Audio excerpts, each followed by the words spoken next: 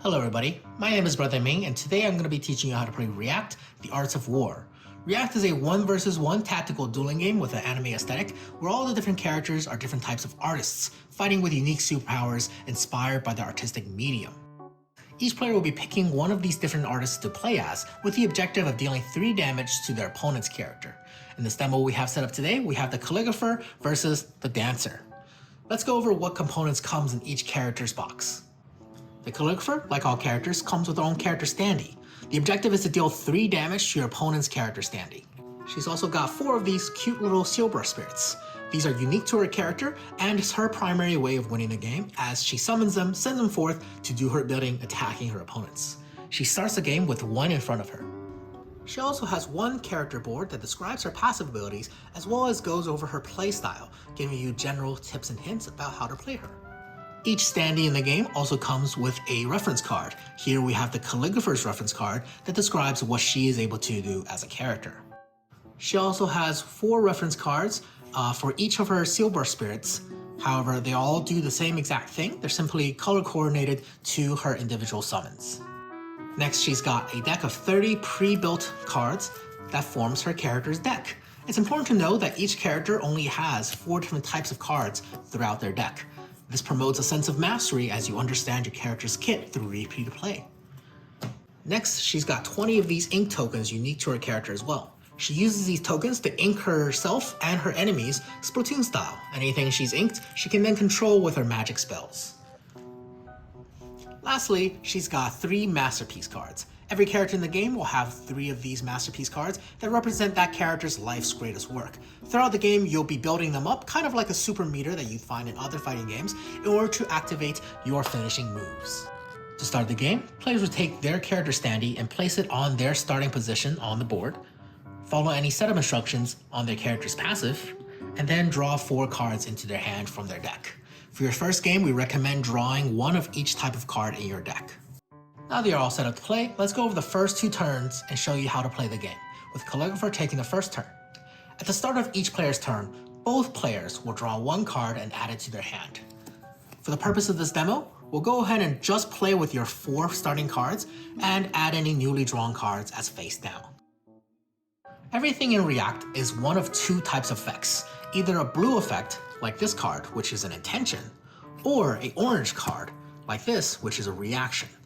As the turn player, the calligrapher is the only one who is able to play intentions at this time. The opponent cannot play intentions. Once it is the dancer's turn, then he can play intentions. There are only 2 types of cards in this game. Action cards, which are the cards you draw from your deck, and reference cards, which represent the different standees you have on the board.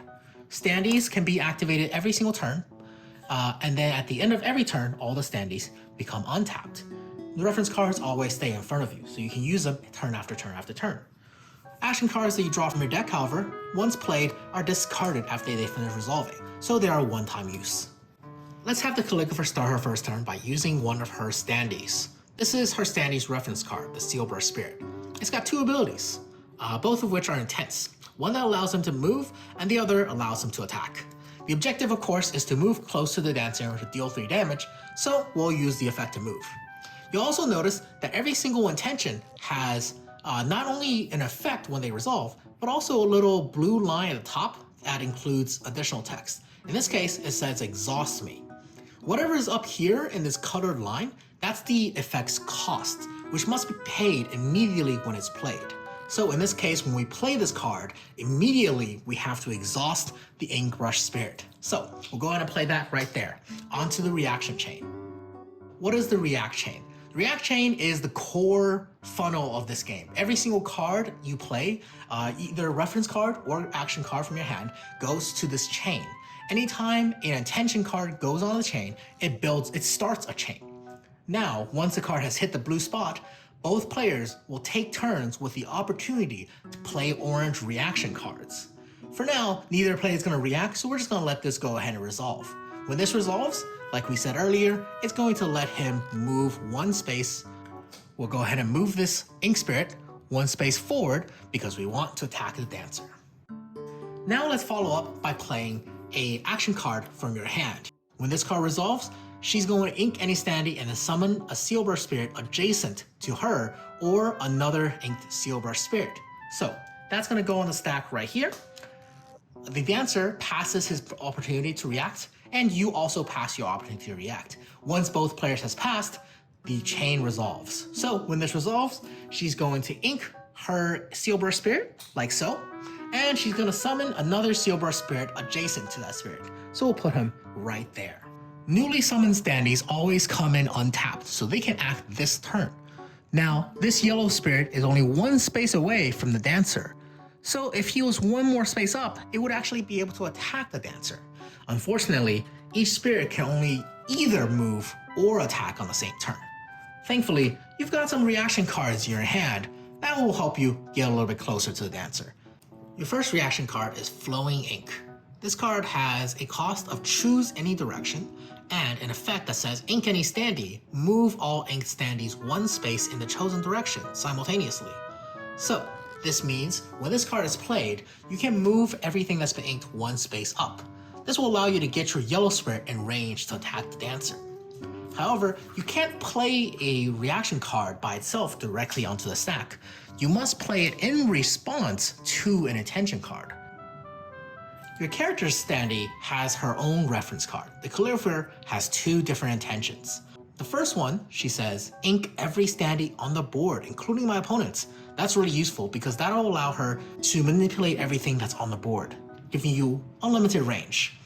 The second one, however, is a little bit weaker, letting her only summon a Sealburst Spirit next to her, but it will also let her progress her masterpiece. Like we mentioned at the beginning, your masterpiece is kind of like a super meter. Progressing your masterpiece takes one of those three masterpiece cards and puts it in the masterpiece zone.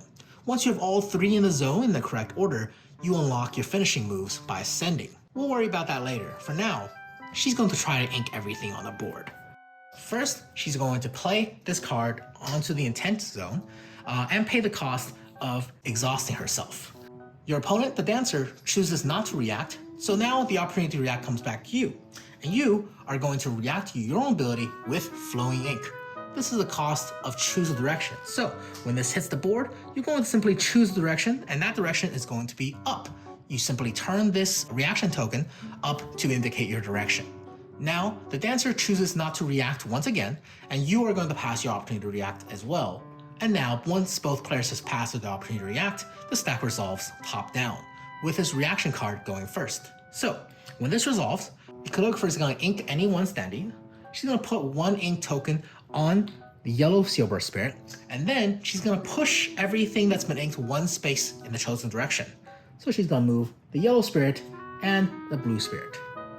Now this card has finished resolving, we'll go ahead and discard it. Now it's her own character ability. This ability will let her ink everything on the board. So she's going to take an ink token and place it on herself, the blue spirit, the yellow spirit, as well as her opponent's dancer. After this card is resolved, it returns to be in front of you. As you can see now, the yellow spirit is only one space away from the dancer, meaning you can now attack him. And that's the goal of the game. Deal 3 damage and you win. So we're going to go ahead and play the yellow spirit's reference card with a second effect. Exhaust me, target adjacent zone as the cost, and when it resolves, it checks if he is inked, and then if he is, he deals 1 damage to target zone. He's got 2 inks tokens on him right now, so he's already inked. So we'll go and play this onto the stack chain at intention chain 1. As the cost, we're going to exhaust him, and we're going to target an adjacent zone. Using this reaction token, we'll mark this zone where the dancer is as the zone that you're targeting. Now, the dancer has an opportunity to play a reaction card. He hasn't done so this whole game, but now that he's in danger, he's going to play his first reaction card, which is Pivoting Step. This card doesn't have a cost, and when it resolves, will swap with adjacent standee up to 3 times. He can't swap with the same standee twice, however. So, he's going to play this in reaction. Now you're in a bit of a trouble. Because this is a reaction and it's spot 2, it's going to resolve first before your attack goes off. When it resolves, he's going to swap himself and the yellow spirit. That means when your yellow spirit's attack resolves, it's going to deal 1 damage to the target zone, meaning it's going to punch himself in the face. The yellow spirit will effectively kill himself. Thankfully, you've got one last reaction card, Aligning Ink. This card doesn't have a cost, and when it resolves, you'll ink any standee and then remove 2 inks from a standee to exhaust it, or 3 inks from it to refresh it. We'll go ahead and play your last reaction card on slot 3. The dancer passes his opportunity to react, and you will do the same, letting this chain resolve. So we'll let this resolve first. You're gonna ink any standee, so you're gonna put 1 ink on your yellow spirit, and then you can remove 3 from a standee to refresh it. Your yellow spirit is currently exhausted, so you're gonna remove all 3 inks from it to refresh him. And now this card has finished resolving, so you'll discard it to the side. Now the dancer's reaction, pivoting step will resolve, allowing him to swap with adjacent standees up to twice, like so. He can't swap with any more standees, so that's the end of the effect. In addition, the dancer has a passive that allows him to place these magical scale tokens in any space that he moves out of. We'll worry about what that does later. Now, finally, your original intent is gonna resolve, which says, if I am inked, I deal 1 damage to the target zone. Thankfully, you removed all those ink tokens, so the yellow spirit is no longer inked, so the damage fizzles. You'll go ahead and return his reference card back to in front of you. Let's go ahead and tap the yellow spirit and just have him move 1 space out of the way. You tap, the card goes onto the chain, both players pass to react, and the effect simply resolves. Now you've got 1 last intention card in your hand. Remember, this is the card you drew. We're not gonna worry about what random cards you may have drawn. So this card is what you're gonna end the turn with. Thankfully, this is the perfect card to end a turn with, as it allows you to remove 3 inks from a standee to draw 2 cards. But if you do use this effect, you must end your turn. We'll go ahead and play this on the chain. Both players will pass to react, and when this resolves, you're going to ink 1 standee, putting 1 ink token on your blue spirit, and then you're gonna remove 3 inks from 1 standee to draw 2 cards. Thankfully, your blue spirit now has 3 inks. You'll remove those, and then you'll draw 2 cards. When you do so, that ends your turn immediately. So we'll draw card number 2 and card number 3 added to your hand. At the end of a turn, all standees on the board will untap, and turn passes over to your opponent. So now it is the dancer's turn. He's got 3 of his starting hand remaining with him, since he played 1 card as a reaction last turn, and of course the 1 card he drew at the start of his first turn. At the start of the second turn, he and his opponent will both draw 1 card to add to their hand, and since it is the second turn, from the second turn forward, both players will start the turn by progressing their masterpiece by 1. To progress your masterpiece is actually quite simple. You'll simply take 1 of these masterpiece cards and place it in one of these 5 masterpiece card zones. In order to finish your masterpiece, your 3 masterpiece cards must be placed in the masterpiece zone in the correct order. Once it's completed, your character will ascend, immediately take those 3 masterpiece cards off the board, and then either your ascended character will have a passive explaining what happens, or they'll unlock finishing moves, such as the Calligrapher's Ascension. She'll unlock a new reaction that lets her blow up her spirits to deal AoE damage. We'll worry about how these masterpiece cards interact with your opponent later. For now, the dancer is simply going to progress masterpiece by playing a masterpiece right here. So we've already seen how the Calligrapher deals damage. She summons these little ink spirits, and once they are inked and adjacent to an enemy, they can tap themselves to attack that space. How does the dancer deal damage? Well, it actually has to do with these magical scale tokens. Whenever he moves out of a space or through it, he leaves behind these scale tokens. Once there are 3 scale tokens in a single space, those 3 scale tokens will converge and deal 1 damage to any standee that's standing inside of it. However, if he puts 3 scale tokens in an empty space, that's going to allow him to summon a dancing fish instead. These dancing fish don't attack and become aggressive until he finishes his masterpiece, which gives him the ability to have these dancing fish attack. But for now, we'll focus on his primary way of dealing damage, which is getting 3 tokens on an enemy. With the goal of placing 3 scale tokens on the Calligrapher in mind, let's go ahead and start off by playing the Calling Step Intention. This card doesn't have any cost, so we'll go ahead and just play it directly onto the react chain. The Calligrapher passes on playing a reaction, so you're gonna go ahead and let it resolve. When this card resolves, it's gonna make 1 standee in your row or column jump 1 space towards you, and then you jump 1 space in any direction. Jump is a keyword defined on your player board. It's simply moving 1 space but you get to skip over any immediately adjacent standees. So we're gonna have Calligrapher jump one space towards you so that she's off the corner and you can place tokens on her by jumping over her. But for now, we're gonna jump backwards.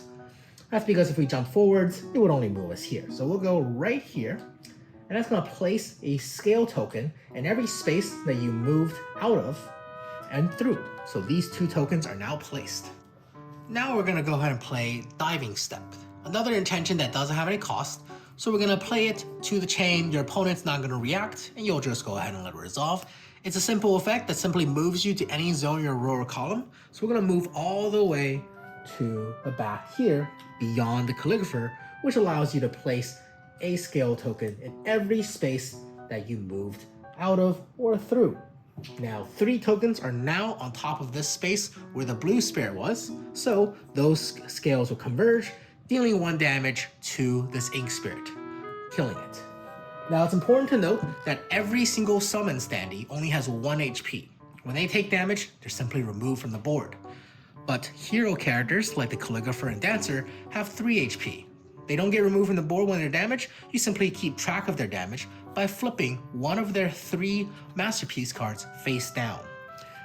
Flipping them in face down don't have any mechanical purpose, it's purely to keep track since you have 3 masterpiece cards and 3 life.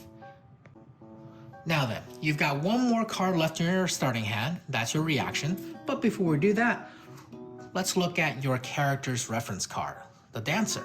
He's got 2 intentions similar to the Calligrapher, one that allows him to jump twice without backtracking, and one that only jumps once but progresses his masterpiece. Jumping twice is going to be very useful to let you put down even more scales, so let's go ahead and put that on the stack. It has the cost of Exhaust Me, so when it hits the stack, you'll simply tap the Dancer to exhaust him.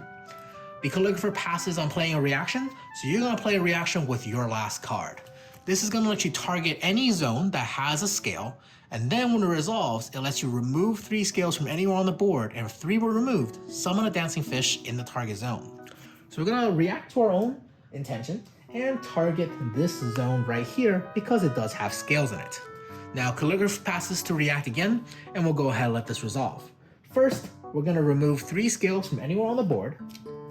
So we'll go ahead and remove these 2 scales because they're not really doing anything back over here, and we'll remove 1 of the scales in the zone that we targeted in order to summon a fish in that zone.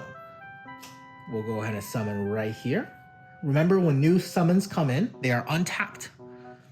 Now after this is finished resolving, we'll go ahead and discard it, and then resolve our original intent, which allows us to jump twice in a row without backtracking.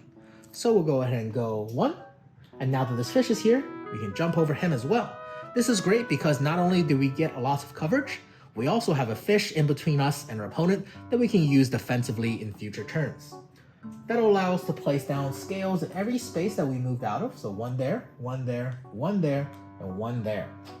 Unfortunately, that's only 2 scales on the Calligrapher, so we're not going to be doing any damage to her just yet, and we are out of cards. Our fish is able to move, but he's in a pretty good space, so we'll just leave him as it is. Now the Dancer's going to end his turn, everything untaps, and the turn turns back over to the Calligrapher. It is now the Calligrapher's turn. At the start of your turn, you'll draw 1 more card simultaneously along with your opponent, and now you have a hand of 5 cards, and you don't know what they are yet for this demo because they're not a starting hand card, and you're going to progress your masterpiece by 1. So we'll take 1 of these 3 masterpiece cards and put them on the masterpiece zone. Let's go ahead and pick this card and put it in this zone. So with that, the Calligrapher is now ready to take her turn. If you've been following along this tutorial, we recommend simply continuing play from this state, as it is a pretty balanced state to go forward in. The last piece of the game that we need to explain is the masterpiece system. Progressing your masterpiece is quite simple. There are 3 things you can do when you progress your masterpiece. 1, you can take a card and place it in any empty zone on the masterpiece board. 2, if all the zones are filled up and you still have a masterpiece card you haven't placed, then you can replace a card that's on the masterpiece zones with it. And 3, if all 3 of your masterpiece cards are currently on the board and you haven't completed your masterpiece, when you progress, you can then swap any 2 cards on the board. This will finish the Dancer's masterpiece, and when you do so, all 3 masterpiece cards are immediately removed from the board and his character will ascend, immediately activating any passive abilities or gaining access to new abilities. And with that, you know all the rules you need to play React. If you made it to the end, thank you so much for watching this video. Please consider backing our Kickstarter this December. And if you enjoy playing it, please let me know either in Discord or in the comments below. If you have any questions, definitely jump on the Discord as I'm very active there and we're still actively playtesting and balancing this game. Thank you so much for your time and I'll see you guys next time.